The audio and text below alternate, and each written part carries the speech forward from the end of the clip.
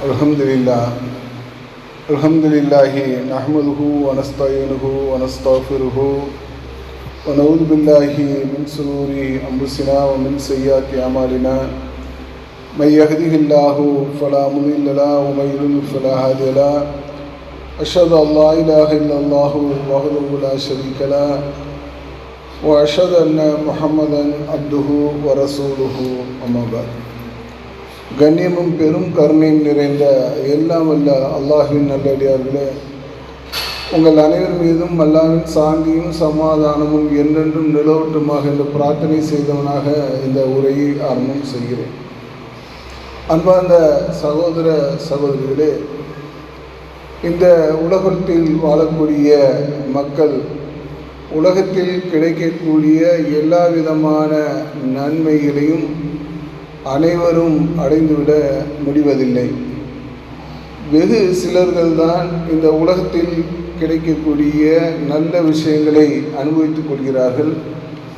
பல பேர்னு சொன்னால் பெரும்பான்மையான நபர்கள் உலகத்தினுடைய அன்றாட வாழ்க்கையை சிரமப்பட்டு வாழக்கூடியவர்களாக இருக்கிறார்கள். சிரமப்பட்டு வாழக்கூடியவர்கள் இந்த உலகத்தில் இருக்கக்கூடிய நல்ல விஷயங்களுக்கு ஆசைப்பட்டு அது கிடைக்காமல் அதனால் மனம் உடைந்து மிகப்பெரிய அளவுக்கு கஷ்டப்படக்கூடியவர்கள் அதிகமான பேர் இருக்கிறார்கள். இந்த உலகத்தில் கிடைக்கக்கூடிய நல்ல விஷயங்களை நோக்கி நாம் கவனம் முழுவதும் செலுத்தாமல் நம்மிடம் இருக்கக்கூடிய அல்லது நமக்கு கிடைக்கக்கூடிய விஷயங்களில் முழுமையாக நாம் திருப்தி பெற முடியும். அதற்கு சில வழிமுறைகளை நாம் தேர்ந்தெடுத்தாலே உலகத்திலும் நாம் சிறப்பான ஒரு வாழ்க்கை வாழ முடியும், மறுமையும் நல்ல ஒரு நிலையை எட்ட முடியும் என்பதை தான் இன்றைய ஜும்மா சிந்தனையாக நாம் பார்க்க இருக்கிறோம். உலகத்துடைய நன்மைகளை பின்தொடர்ந்து செல்லும்போது அதிகமானவர்களுக்கு அது ஏமாற்றமாக இருக்கிறது. முயற்சி செய்வது ரொம்ப முக்கியமான விஷயம். முயற்சி செய்வோரின் முயற்சிக்கு நன்றி செலுத்தப்படும் என்று சொல்லி அல்லாஹ் ரப்புல் ஆலமீன் திருமறை குர்ஆனில் சொல்லி காட்டுகிறான். ஒவ்வொரு விஷயத்திலும் நமது முயற்சி என்பது இருக்க வேண்டும். வாழ்க்கையில் முன்னுக்கு வர வேண்டும், அதற்காக உழைக்க வேண்டும், அதற்குண்டான தயாரிப்புகளை நாம் தயாரிக்க வேண்டும். இந்த உலக வாழ்க்கையின் சிறப்புகளை அடையக்கூடிய அந்த நிலையில் மறுமையுடைய நன்மையை அடையக்கூடிய அந்த சிந்தனையோடு நமது பயணமும் இருக்க வேண்டும் என்பதெல்லாம் இந்த உலகத்துக்கு தேவையான ஒரு செய்தி. அது நாம் ஒவ்வொருவரும் முயற்சிக்க வேண்டும். அதே நேரத்தில் நமக்கு கிடைக்காத ஒரு விஷயத்துக்காக நமது எண்ணங்களையும் நேரங்களையும் செலவிட்டு கொண்டு அதனால் மனம் உடைந்து மிகவும் பரிதாபமான நிலைக்கு செல்லக்கூடியவர்கள், அதுதான் நமது வாழ்க்கை என்று நினைத்து விடக்கூடாது. நாம் நல்லறங்களை, நல்ல விஷயங்களை, நல்ல சிந்தனைகளை அமைத்து கொள்வதன் மூலமாக இந்த உலக வாழ்க்கையை நமக்கு ஏற்றதாக நன்மையாக மாற்றிக்கொள்ள முடியும் என்ற ஒரு முடிவுக்கு வர வேண்டும். நாம் அந்த நிலையிலேயே சென்றோம் என்று சொல்லி ஏமாற்றம் கிடைத்தது என்று சொன்னால் இந்த உலக வாழ்க்கையிலும் நாம் திருப்தி அடையாத ஒரு சூழ்நிலை இருக்கிறது. அதே நேரத்தில் உலக வாழ்க்கையிலும் நன்மை செய்யாத ஒரு நிலையில் மறுமையை நாம் சந்தித்தோம் என்று சொன்னால் மறுமையும் நமக்கு பேரிழப்பாக மாறக்கூடிய அந்த நிலை என்பது இருக்கிறது. அப்போ உலகத்தில் நம்ம முயற்சி செய்கிறோம், அதே நேரத்தில் நல்ல குணங்கள் மூலமாக நமது உலக வாழ்க்கையும் நன்மையாக மாற்ற முடியும் என்ற ஒரு சிந்தனையை பெறக்கூடியவர்களாக நாம் இருக்க வேண்டும். நம் ஒவ்வொருவரும் நம்மை சுய பரிசோதனை செய்து கொள்ள வேண்டும். ஒவ்வொரு விஷயத்துக்கும் நாம் சுய பரிசோதனை செய்தோம் என்று சொன்னால் எந்த இடத்தில் நாம் தவறு செய்கிறோம், எந்த தவறுக்கு நாம் மிகப்பெரிய ஒரு தீமையை சம்பாதிக்கிறோம், எந்த தவறு நமது நிலையை முற்றிலும் மாற்றக்கூடியதாக இருக்கிறது என்பதை புரிந்து கொள்ள முடியும். சுய சிந்தனை, சுய பரிசோதனை என்பது ஒரு முக்கியமான ஒரு விஷயமாக இருக்கிறது. அதை யாரும் பெரும்பாலானவர்கள் கவனத்தில் கொள்வதே கிடையாது. நம்ம ஒவ்வொருவரும் என்ன செய்கிறோம்னு சொன்னால் அடுத்தவர்களுடைய குணலத்தை பற்றி, குண விஷயங்களை பற்றி அதிகமாக யோசிக்கணும். இது சரியா, அது சரியா, அடுத்தவனுடைய இந்த நிலை சரியா, இவன் எதை செய்தானே அது சரியாங்கிற மாதிரி நம்ம யோசிக்கிறோமே தவிர, நம்மளுடைய அந்த விஷயங்களை, நாம் செயல்படும் செயல்பாடுக்கு உண்டான விஷயங்களை நாம் என்னைக்காவது சுய பரிசோதனை செய்து பார்த்துருக்கிறோமான்னு கேட்டால் பெரும்பாலானவர்கள் அது இல்லை, என்னை பற்றி நான் சிந்திக்கிறதே கிடையாது என்ற ஒரு நிலையை தான் சொல்லக்கூடியவர்களாக இருக்கிறோம். அப்போ நம்மளை பற்றி நாம் சிந்திக்க வேண்டும். நம்மளோட குறைகள் என்ன, நாம் சரியாக செயல்படுகிறோமா, நல்ல விஷயங்களில் அதிகமாக ஆர்வம் காட்டுறோமா, நல்ல சிந்தனை நமக்கு இருக்கிறதா, பிறருக்கு நன்மை தரிய காரியங்கள், நமக்கு நன்மை தரக்கூடிய காரியங்களில் நமது சிந்தனை இருக்கிறதா, கெட்ட செயல்கள் உன்னிடம் இருக்கிறது என்று சொல்லி யாராவது சொல்லி காட்டினார்கள் என்று சொன்னால் அதை அப்படியாக விமர்சனத்தை ஏற்றுக்கொண்டு அந்த கெட்ட செயல்களை விட்டு விலகுகிறோமா, அல்லது கெட்ட செயல்களுக்கு நியாயம் கற்பிக்கிறோமா, இதெல்லாம் நாம் சிந்தித்து பார்க்கிறதுக்கு, சுய பரிசோதனை செய்வதற்கு கடமைப்பட்டிருக்கிறோம். நாம் ஒவ்வொருவரும் இப்படி சுய பரிசோதனை செய்தோம் என்று சொன்னாலே நமது குணநலன்கள் மேம்படும், நமது சிந்தனைகள் தெளிவுபடும். உலகத்தில் நாம் எதற்கு படைக்கப்பட்டிருக்கிறோம், இது ஒரு சோதனை களம். நீங்கள் எப்படி செயல்படுகிறீர்கள் என்பதை சோதிப்பதற்காகத்தான் வாழ்வையும் மரணத்தையும் நாம் ஏற்படுத்தினோம் என்று அல்லாஹ் ரப்பல் ஆலமீன் திருமறை குர்ஆனில் சொல்லி காட்டுகிறான். அப்போ நம்ம சுய பரிசோதனை செய்யும் போது தான் நாம் எதற்காக படைக்கப்பட்டிருக்கிறோம் என்ற சிந்தனையே நமக்கு வரும். அந்த சிந்தனை வந்தது என்று சொன்னால் நாம் மறுமைக்கு உண்டான, இந்த உலகத்தை வாழ்க்கைக்கு உண்டான நல்ல விஷயங்களை தேர்ந்தெடுத்து செய்வதற்கு நாம் முயற்சி செய்யக்கூடியவர்களாக இருப்போம். அல்லாஹ்வின் தூதர் ஸல்லல்லாஹு அலைஹி வஸல்லம் அவர்களை பற்றி அல்லாஹ் ரப்பல் ஆலமீன் திருமறை குர்ஆனில் சொல்லி காட்டுகிறான். அலா சிராத்தின் முஸ்தகீம், நீ நேரான வழியில் இருக்கிறீர். அல்லாஹ்வின் தூதருக்கு அல்லாஹ் ரப்பல் ஆலமீன் சர்டிஃபிகேட்டே கொடுத்துனான். என்ன சர்டிஃபிகேட்னு சொன்னால், சரியான பாதையில் அல்லாஹ்வின் தூதர் அவர்கள் இருக்கிறார்கள். இந்த சர்டிஃபிகேட்டே அல்லாஹ்வின் தூதருக்கு கொடுக்கப்பட்டு விட்டது. அவர்கள் வழி வந்த அல்லது அவர்களை பின்பற்றுகிறோம் என்று சொல்லக்கூடிய நமக்கு அல்லாஹ் எப்போது கொடுப்பான் அப்படின்னு கேட்டால் மறுமையில் தான் கொடுப்பான். நமக்கு மறுமையில் தான் தெரியும் நீங்கள் எப்படி செயல்பட்டீர்கள், எந்த மாதிரி செயல்பட்டீர்கள், உங்களுடைய குணங்களை எப்படி நீங்கள் அமைத்து கொண்டீர்கள், நேரான வழியில் அமைத்து கொண்டீர்களா அல்லது தவறான வழியில் அதிகம் ஈடுபடக்கூடியவர்களாக இருந்தீர்களா என்றெல்லாம் நமக்கு தெரியக்கூடிய இடம் என்பது மறுமை தான். அப்போ நமக்கு மறுமை தான் அங்கே தான் தெரியும் என்று சொன்னால், அல்லாஹ்வின் தூதருக்கு இங்கே அல்லாஹ் அறிவித்து கொடுத்துட்டான் என்று சொன்னால், அல்லாஹ்வின் தூதருடைய நடைமுறையை பின்பற்றி சரியான முறையில் பின்பற்றுகிறோம் என்று சொன்னால் அது நமக்கு நேரான வழியில் நாம் இருக்கிறோம் என்ற ஒரு பொருளை தரக்கூடியதாக இருக்கிறது. அப்படி ஒவ்வொருவரும் இறை தூதர் நமக்கு எதை சொல்லி தந்தார்களோ அந்த நன்மையில் இருக்கிறோமா அல்லது அந்த நன்மையிலிருந்து நாம் தூரப்படுகிறோமா என்பதையெல்லாம் ஒவ்வொரு நாளிலும் சிந்திக்கக்கூடியவர்களாக, செயலாற்றக்கூடியவர்களாக நாம் இருக்க வேண்டும். நல்ல குணங்களினால் ஏற்படக்கூடிய மாற்றங்கள், நல்ல குணங்களினால் வெளிப்படக்கூடிய நன்மைகள், நல்ல குணங்களினால் செய்த காரியங்களினால் ஏற்படக்கூடிய கண்கூடான நன்மைகள், இதெல்லாம் நாம் அனுபவ ரீதியாக பார்த்து கொண்டிருப்போம். அதையெல்லாம் நமது சிந்தனைக்கு அடிக்கடி வரக்கூடியதாக இருக்க வேண்டும். நல்ல விஷயங்கள் செய்வதனால எவ்வளவு பெரிய ஒரு நன்மை சமுதாயத்துக்கு ஏற்படுகிறது, இந்த நல்ல விஷயத்தில் எனது பங்களிப்பு எப்படி இருந்தது, தூய எண்ணத்துடன் இருந்ததா, இந்த தூய எண்ணத்துடன் இருக்கும்போது அல்லாஹ் நிச்சயமான ஒரு நன்மையை நமக்கு தருவான் என்கின்ற எதிர்பார்ப்புகள் எனக்கு இருக்கிறதா என்றெல்லாம் சுய பரிசோதனை எண்ணிக்கொண்டே. சுய பரிசோதனை என்னது? நம்ம சிந்தனை தான். நம்ம இதெல்லாம் எண்ணிக்கொண்டு கொள்ளக்கூடியவர்களாக இருக்க வேண்டும். அதிகமான சிந்தனையை நல்ல விஷயங்களில் அமைத்து கொள்ளும்போது அதிகமான நன்மைகள் சமுதாயத்துக்கு ஏற்படும் என்பதை கவனத்தில் கொள்ள வேண்டும். தீய குணங்களினால் ஏராளமான கெட்டதுகள் நடக்கும். நம்ம வாழ்க்கையில் நம்ம சந்திக்கிறது தான். ஒரு சொல்லு கூட நமது நிலைமையை மாற்றிவிடும். கோபமாக சொல்லக்கூடிய ஒரு சொல்லு கூட நமது எல்லா நிலைகளையும் மாற்றிவிடும். கை செய்தப்பட்டவர்களாக, கவலைப்பட்டவர்களாக, பேரிழப்புகளை சந்திக்கக்கூடிய அந்த விஷயங்கள்லாம் கூட நமது வாழ்க்கையில் ஏற்படக்கூடியதாக இருக்கும். நமது வாழ்க்கையில் நாம் பேசக்கூடிய அந்த சொல், நாம் சிந்திக்கக்கூடிய அந்த செயல், நாம் வெளிப்படுத்தக்கூடிய காரியங்கள் இதெல்லாம் தவறாக இருக்குமே ஆனால் அது மிகப்பெரிய ஒரு துக்கத்துடைய அடையாளமாக நமக்கு ஏற்படும். நம்மை பற்றிய ஒரு வெறுப்பு மனதுக்குள் ஏற்படும். தீங்கான ஒரு சிந்தனை நமக்கு ஏற்பட்டு கொண்டே இருக்கும். இது பெரிய ஒரு தீமையை உலகத்தில் நமக்கு தந்துவிடக்கூடிய ஒரு வாய்ப்பு அதிகமாக இருக்கிறது. இதன் பக்கமே நமது கவனம் அல்லது சிந்திக்காத ஒரு திறன் இருந்தது என்று சொன்னால் நம்ம நன்மையை அடைப்போடுவதே கிடையாது. சிந்திக்கிறது எல்லாமே தப்பு, செயலாற்றுவது எல்லாமே தப்பு என்று சொன்னால் நன்மை நமக்கு எப்படி கிடைக்கும்?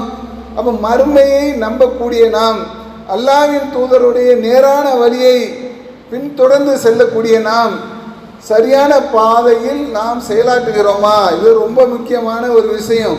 இஷ்டத்துக்கு ஒரு முஸ்லீம் பேசிவிட முடியாது, இஷ்டத்துக்கு செயலாற்றிவிட முடியாது. எல்லா விஷயத்திலையும் ஒரு தன்மை என்பது நாம் பெற்றிருக்கிறோம்.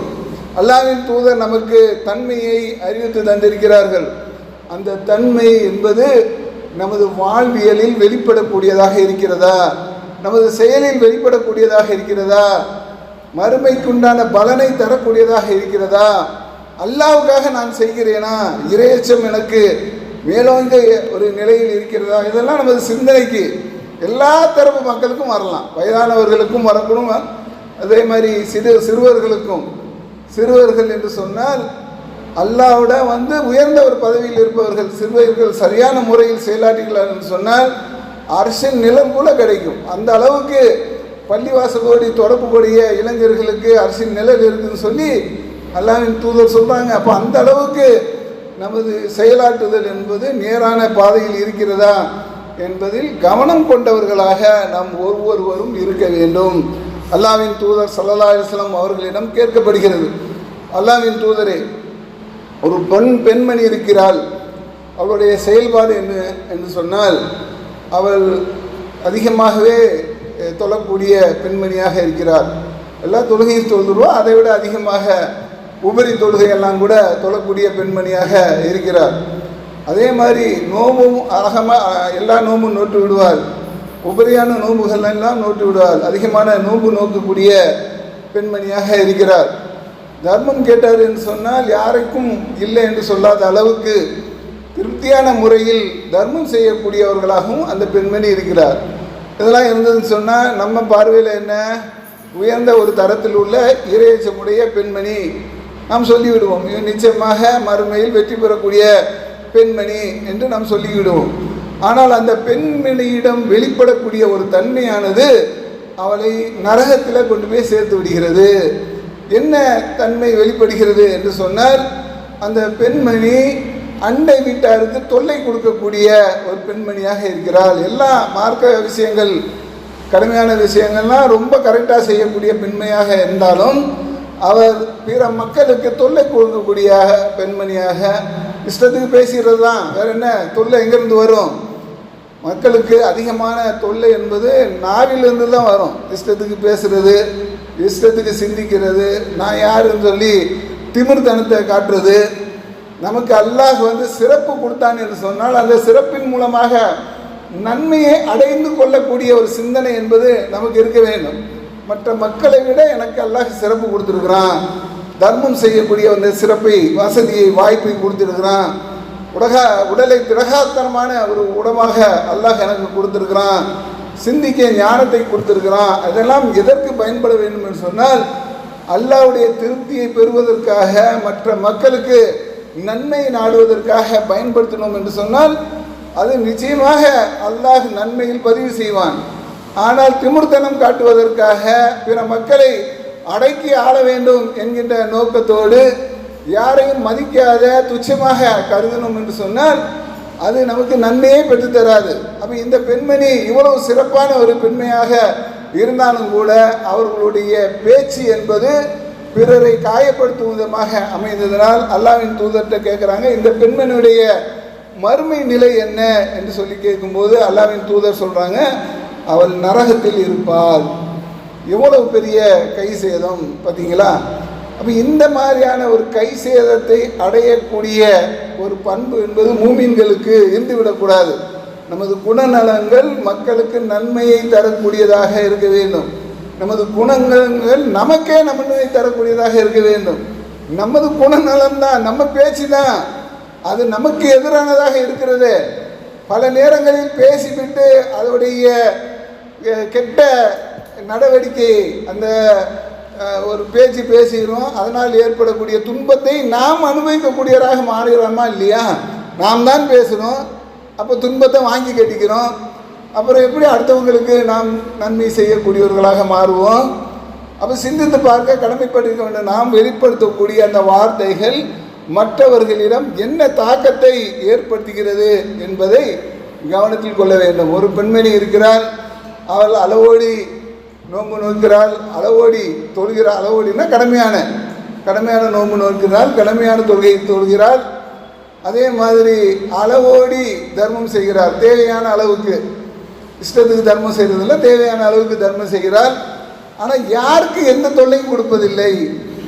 இந்த பெண்மணியை பற்றி என்ன சொல்கிறீர்கள் அல்லாஹ்வின் தூதர் என்று சொல்லும்போது, இவள் சொர்க்கத்தில் இருப்பார் என்று சொல்லி அல்லாஹ்வின் தூதர் ஸல்லல்லாஹு அலைஹி வஸல்லம் அவங்க சொன்ன செய்தியை நம்ம பார்க்குறோம். அப்போ இந்த தன்மையை நம்ம வளர்த்து கொள்ள வேண்டும். அதிகமான ஒரு நன்மையை செய்து அதே நேரத்தில் ஒரு வார்த்தையின் மூலமாக எல்லாத்தையும் கெடுப்பதற்கு பதிலாக, அதனால் அதிகமான செய்யக்கூடாது என்கிற கருத்து கிடையாது. அதிகமாக செய்கிறது தான் நம்ம ஆர்வப்பட வேண்டும். அதிகமாக செய்வது எனது மறுமை வாழ்க்கைக்கு, எனக்கு இந்த உலக வாழ்க்கைக்கு நன்மைக்காக மாற வேண்டும் என்பது சொன்னால், நமது வார்த்தைகள், நமது செயலாற்றல்கள், நமது எண்ணங்கள் எல்லாமே தூய்மை பெறக்கூடியதாக இருக்க வேண்டும் என்பதை மூமின்கள் கருத்தில் கொள்ள வேண்டும். நம்பிக்கை இழந்து விடுவது, சில நேரத்தில் மன முரண்டு அதிகமாகி முயற்சியின் உச்சகட்டத்துக்கு போய் எதுவுமே கிடைக்காம அப்படியே வெறுக்கக்கூடிய அளவில் தன்னுடைய மனதை அலைப்பாய விட்டு எல்லாத்துக்கும் தீமையை ஏற்படுத்தக்கூடிய ஒரு நிலை என்பது சிலர் பேரிடம் இருக்கக்கூடிய ஒரு நிலையாக இருக்கிறது. அப்போ இந்த மாதிரியான ஒரு நிலையில் உள்ளவர்கள், அவர்கள் மனதை அமைதிப்படுத்துவதற்கு பழக வேண்டும். மனதை அப்படியே விட்டுறக்கூடாது. அது அப்படியே நம்ம அவுத்து விட்டுட்டோம்னு சொன்னால் அது எதுக்குமே கட்டுப்படாது. எல்லா விஷயங்களிலும், குடும்பத்தில் இருந்தாலும் சரி, வீடுகளில் இருந்தாலும் சரி, ஆண்களாக இருந்தாலும் சரி, பெண்களாக இருந்தாலும் சரி, நம்ம ஒரு கட்டுக்குள் இருக்கிறோம் என்பதை உணர வேண்டும். கட்டுப்பாடான வாழ்க்கைக்கு நாம் சொந்தக்காரர் கிடையாது. நம்ம மார்க்கம் நம்மதை கட்டுக்குள்ளே வைக்கிறது. இந்த அடிப்படையில் நாம் வாழ்கிறோமா என்ற ஒரு சிந்தனையில் நாம் அடங்க வேண்டும். அல்லாஹ் ரப்புல் ஆலமீன் திருமறை குர்ஆனில் ஒரு வசனத்தை நமக்கு ஒரு தாராளமயப்படுத்தி தருகிறார். தனக்கு எதிராக தீங்கு இழைத்து கொண்ட எனது அடியார்களே, தனக்கு தானே தீங்கு இழைச்சிக்குவான். அவன் சிந்தனை செயல் எல்லாமே அவனுக்கு எதிரானதாக இருக்கும். அப்புறம் நம்பிக்கை இழந்தவனாக மாறிவிடுகிறான். அதுக்கப்புறம் அவன் இஷ்டத்துக்கு செஞ்சான்னு சொன்னால் அவன் என்ன ஆகும்? தீமைக்கு மேலே தீமை, தீமைக்கு மேலே தீமை செய்வனாக இருந்தான் என்று சொன்னால் அது உலகத்திலும் அவனுக்கு கெட்டதை ஏற்படுத்தும், மறுமையிலும் கெட்டதை ஏற்படுத்தும், இழிந்தவனாக மாறிவிடுவான். அதுக்கு அல்லாஹ் அழகான ஒரு நன்மையை நமக்கு தருகிறான். தனக்கு எதிராக தீங்கு இழைத்து கொண்ட எனது அடியார்களே, நீங்கள் அல்லாஹ்வுடைய அருளில் நம்பிக்கை இழந்து விடாதீர்கள். அவன் பாவங்கள் அனைத்தையும் மன்னிக்கிறான். பாவத்தெல்லாம் மன்னிச்சிட்டேன்ப்பா, போப்பா, நீ நல்லபடியாக திரும்பு, அல்லாஹ்கிட்ட மன்னிப்பு கேளு. இவ்வளோ நாள் நான் செய்த பாவத்துக்கு இறைவா என்னை மன்னித்து விடு, இனிமேல் நான் தெரிந்து கொள்கிறேன். ஒரு இடத்துக்கு வா, ஒரு கட்டத்துக்கு வா, அதுக்கு உண்டான முயற்சியை எடு, அல்லாஹ்விடம் மன்னிப்பு கேளு, அதுக்கப்புறம் உனது எண்ணங்களை தூய்மையாக ஆக்கிக்கொள் என்கின்ற ஒரு செய்தியை தரக்கூடிய, ஒரு நன்மையை பெற்றுக்கொள் என்கின்ற நற்செய்தியை பெற்றுத்தரக்கூடிய ஒரு வசனத்தை அல்லாஹ் ரப்புல் ஆலமீன் திருமறை குர்ஆனில் நமக்கு அருள் இருக்கிறது. நமக்கு மிகப்பெரிய ஒரு நன்மையை பெற்றுத்தரக்கூடியதாக இருக்கும். அப்போ நமது மனதை சிதற விட்டு அதனால் தோல்வி அடைந்து மேலும் மேலும் கஷ்டப்படுத்திக் கொள்வதை விட இறைவனிடம் மன்னிப்பு கேட்டு ஒரு முகத்துக்கு நன்மையாளர்களாக மாறிக்கொள்ளக்கூடிய சிந்தனை நமக்கு வர வேண்டும். இம்மையிலும் மறுமையிலும் வெற்றி அளிக்கக்கூடிய நல்ல காரியங்களை, சின்னதாக இருந்தாலும் சரி, பெருசாக இருந்தாலும் சரி, சின்ன காரியம் நான் செய்ய மாட்டேன், பெரிய காரியம்தான் செய்வேன். சில பேர் பெரிய காரியம்தான் செய்வார், சின்ன காரியம் செய்ய மாட்டார். இன்னும் சில பேர் சின்ன காரியம் தான் சரியாது செய்வார், பெரிய காரியம் செய்ய மாட்டார். ஆனால் வாய்ப்பு கிடைக்கும் போது எந்த நன்மை காரியமாக இருந்தாலும் செஞ்சுட்டு போக வேண்டியது தானே. வாய்ப்பு எல்லாம் தந்திருக்குதான் தானே.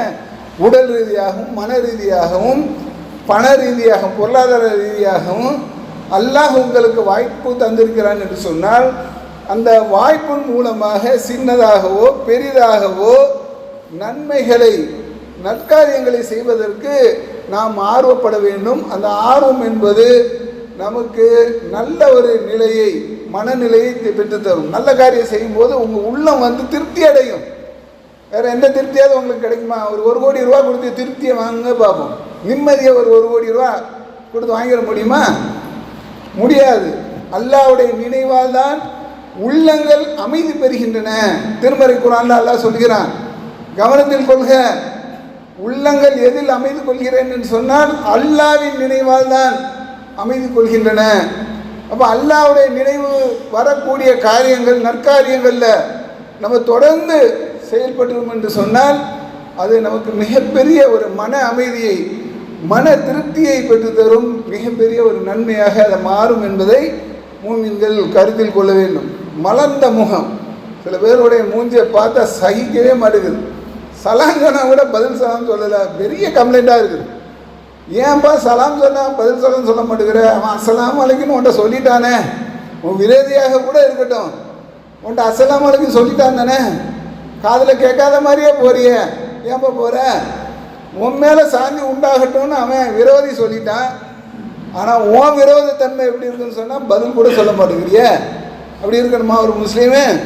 ஒரு முஸ்லீமுடைய மிக முக்கியமான குணம் என்னன்னு சொன்னால் அவன் சலாத்துக்கு பதில் சொல்லணும். இது நமக்கு காட்டி தரப்பட்ட ஒரு முக்கியமான நன்னடத்தை. அப்போ சலாத்துக்கு பதில் சொல்லணும், மலர்ந்த முகம் காட்டணும், முகம் சுளிப்பதை தவிர்க்க வேண்டும். இதெல்லாம் நல்ல குணங்களில் ஒரு குணமாக அறியப்பட்ட ஒரு நிலை. கடுகடுத்த ஒரு நிலையில் நம்மகிட்ட இருந்தோம் என்று சொன்னால் யார் நம்மளை வந்து அணுகுவாங்க? யாராவது வருவாங்களா? கடுகடுத்துக்கிட்டே இருக்கிறீங்க, எப்பவும் எல்லாத்தையும் திட்டிக்கிட்டே இருக்கீங்கன்னு சொன்னால் யாராவது நம்மகிட்ட வருவாங்களா? அப்போ நம்மக்கிட்ட யாராவது வந்து உதவியோ அல்லது ஏதாவது ஒரு காரியமோ ஒரு ரகசியமோ கூட சொல்லுவாங்க. எப்போ சொல்லுவாங்க? நீங்கள் நம்பிக்கைக்குரியவராக நன்மை நாடக்கூடியவராக இருந்தால் தானே அது நடக்கும். அப்போ அந்த அடிப்படையில் நமது காரியங்களை அமைத்து கொள்ளக்கூடியவர்களாக இருக்க வேண்டும். முகம் சுழிப்பதை விட மலர்ந்த முகத்துடன் உனது சகோதரனை வந்து சந்திக்கக்கூடியவர்களாக இருக்க வேண்டும். அல்லாஹ்வின் தூதர் ஸல்லல்லாஹு அலைஹி வஸல்லம் அவங்க சொல்கிறாங்க, நல்லறங்களில் எதையும் நீ அற்பமாக கருதாதீர்கள்.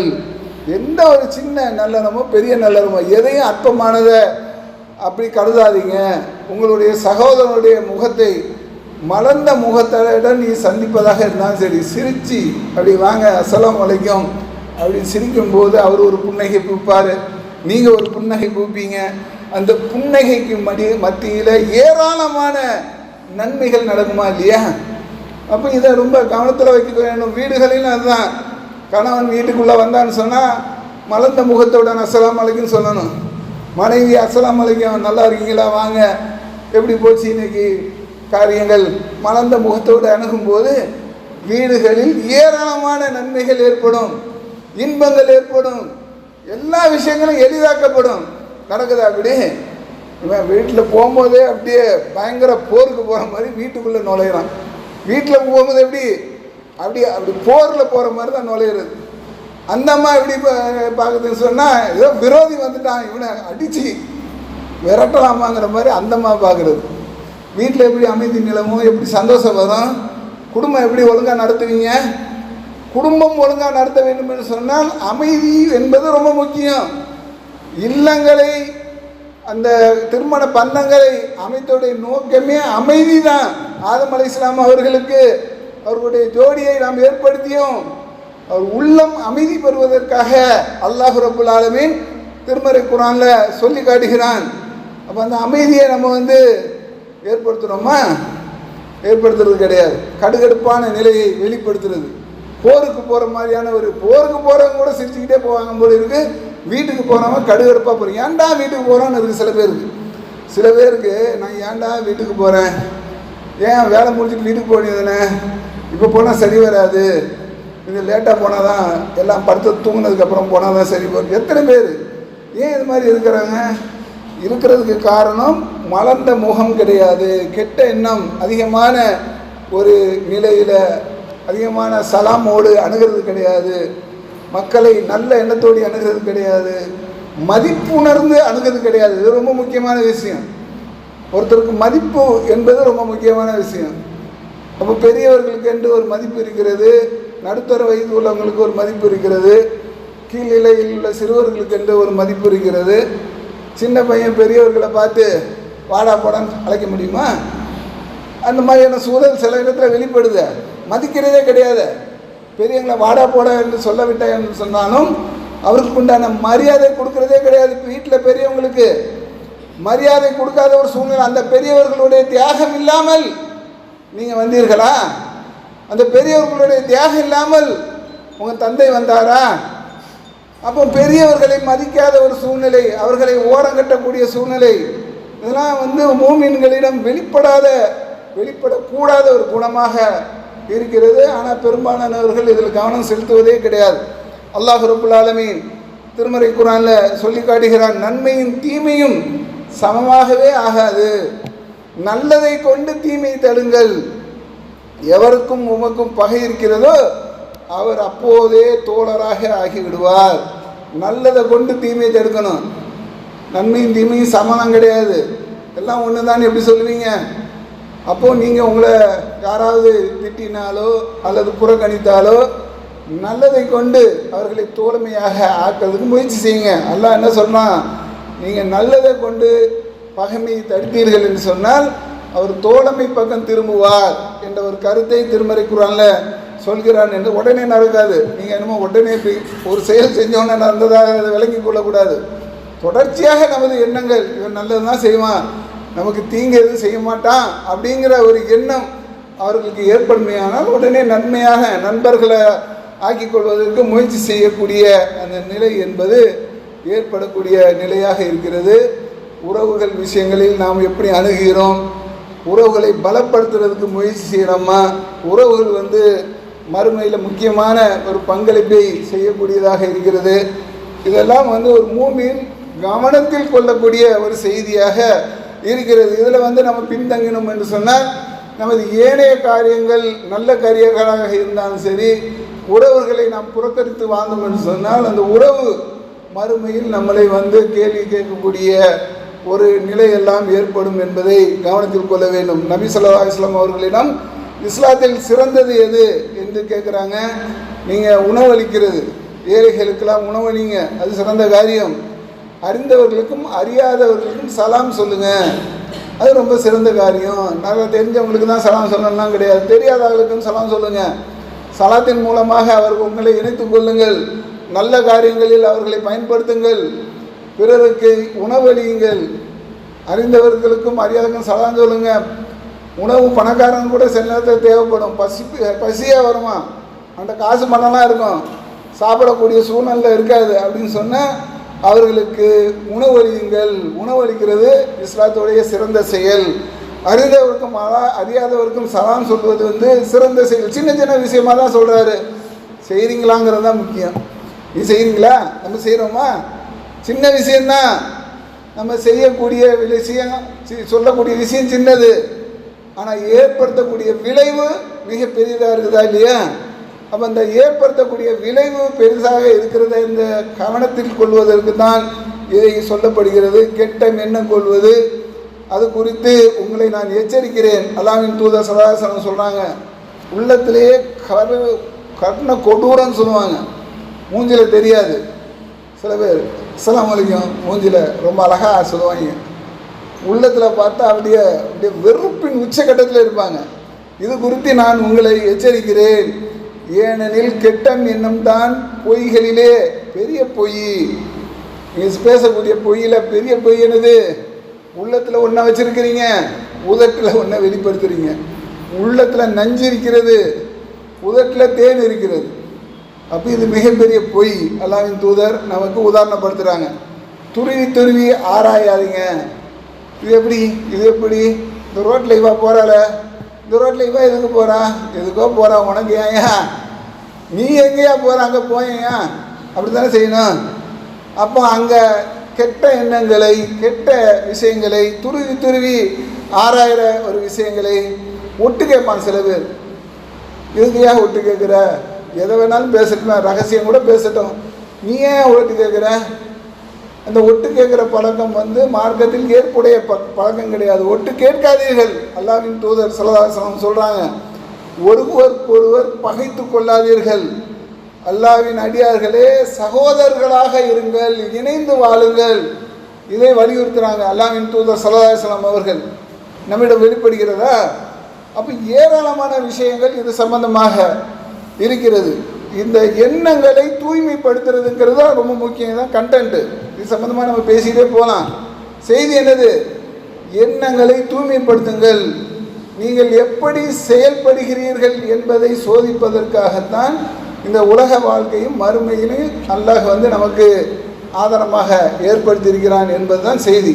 அப்போ எண்ணங்களை தூய்மைப்படுத்தி எண்ணங்களை சரியான திசையில் நாம் செயலாற்றுவதன் மூலமாக, எண்ணங்களை பக்குவப்படுத்துவதன் மூலமாக எல்லா நிலையிலையும் இன்பமாக வாழலாம். உலகத்தில் எல்லா நிலையிலையும் நமக்கு வருமானம் கம்மியாக இருந்தாலும் சரி, ரொம்ப ரொம்ப கம்மியாக இருந்தாலும் சரி, எண்ணங்கள் நமக்கு கரெக்டாக இருந்தது என்று சொன்னால் அதிலேயும் நம்ம சிறந்த ஒரு வாழ்க்கையை அமைத்து கொள்ளலாம். சிறந்த ஒரு வாழ்க்கையை நாம் அமைத்து கொண்டோம் என்று சொன்னால் இந்த உலகத்திலையும் மறுமையிலும் அல்லாஹ் சிறந்த ஒரு வாழ்க்கையை ஏற்படுத்துவான். உலகத்தில் எப்படி ஏற்படுத்துவான்? நல்ல மனிதருங்கிற தன்மையை, ஒரு வாழ்க்கையை தந்து விடுவான். மறுமையில் என்ன? உயர்ந்த சொர்க்கத்தை தந்து விடுவான் என்ற ஒரு சிந்தனையை உங்களுக்கு தந்தவனாக இந்த முதல் உரையை நிறைவு செய்கிறேன்.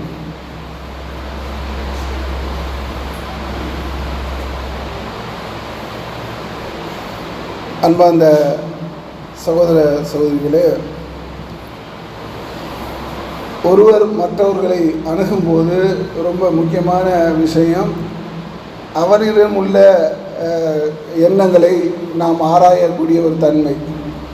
நம்ம விஷயங்களை நம்ம ஆராயறதே இல்லை. நம்ம முதலே சொன்னோம், ஒவ்வொருவரும் தன்னை சுய பரிசோதனைக்கு செய்வதே கிடையாது. அடுத்தவங்களே இப்படி இருக்கான் அப்படி இருக்கான்னு சொல்லி அந்த மாதிரியான ஒரு நிலையை வெளிப்படுத்தக்கூடியவர்களாக இருக்கிறோம். நம்ம மேம்பட்ட ஒரு நிலையை அடையக்கூடியவர்களாக இருக்க வேண்டும். ஏன்னு சொன்னால் நமக்கு மறுமை தான் உறுதியான வாழ்க்கையை தரக்கூடியதாக இருக்கிறது. வல் ஆகிரத்து ஹைரு வாபுகா, அது உண்மையானது, நிலையானது. இங்கே செத்து போயிடுவோமா இல்லையா? அது உண்மை தானேங்க. நம்ம செத்து போயிடுவோம் தானே, என்னைக்கா இருந்தாலும் செத்து போயிடுவோம். யாராக இருந்தாலும், சின்ன குழந்தையாக இருந்தாலும் அது ஒரு கட்டத்துக்கு அப்புறம் செத்து போயிடும். எல்லோரும் செத்து போயிடுவாங்க. ஆனால் மறுமையில் அல்லாஹ் ஒருவரை சொர்க்கத்துக்கு அனுப்பிவிட்டான் என்று சொன்னால் அதனுடைய வாழ்வு எப்போன்னு சொன்னால் அது இறுதி வரைக்கும். இறுதினா இறுதியே கிடையாது. இறுதி வரைக்கும் அது எண்டு காட்டெலாம் போட முடியாது. அது நிரந்தரமானது. என்றென்றும் சொர்க்கத்தில் இருப்பாங்க, நிரந்தரமாக இருப்பாங்க. அப்போ நிரந்தரமான பெரிய ஒரு வாழ்க்கைக்கு நம்ம ஆசைப்படுகிறோம் என்று சொன்னால் இங்கே நடக்கக்கூடிய அற்பமான விஷயத்துக்கெல்லாம் போட்டி போட்டுலாம் இருக்கக்கூடாது. ஒருத்தர் நமக்கு தீங்கி இழைச்சிட்டாரா, அப்போ மன்னிச்சு விட்டுட்டேன், இப்போது அல்லாஹ்வுக்காக மன்னிச்சிட்டேன், அது எவ்வளோ பெரிய ஒரு குணம். அப்போ அல்லாஹ்வுக்காக நாம் ஒருத்தரை நாம் மன்னிக்கிறோம் என்று சொன்னால் அல்லாஹ் என்னையும் மன்னிக்கிறான், என்னையும் மன்னித்து மறுமையில் எனக்கு உயர்ந்த அந்தஸ்தை தருகிறான் என்ற எண்ணம் நம்ம ஒருவருக்கும் வர வேண்டும். அல்லாஹ் ரப்பல் ஆலமீன் திருமறை குர்ஆனில் சொல்லி காட்டுகிறான். சொர்க்கவாசிகளுடைய பண்பு என்னவென்று சொன்னால் அவர்கள் மக்களை அதிகமாக மன்னிப்பார்கள். அப்போ மக்களை அதிகமாக மன்னித்தோம் என்று சொன்னால் நிச்சயமாக நமக்கு நல்ல சிந்தனை ஏற்படும், நல்ல விளைவுகள் ஏற்படும். உலகத்திலேயும் நல்ல விளைவுகளை நாம் சந்திப்போம். மறுமையிலும் அல்லாஹ் நமக்கு உயர்ந்த சொர்க்கத்தை தருவான் என்ற சிந்தனை தந்தவனாக இந்த உரையை நிறைவு செய்கிறேன். அல்ஹம்துலில்லாஹி ரப்பில் ஆலமீன். அஸ்ஸலாமு அலைக்கும் வரஹ்மத்துல்லாஹி வபரகாத்துஹு.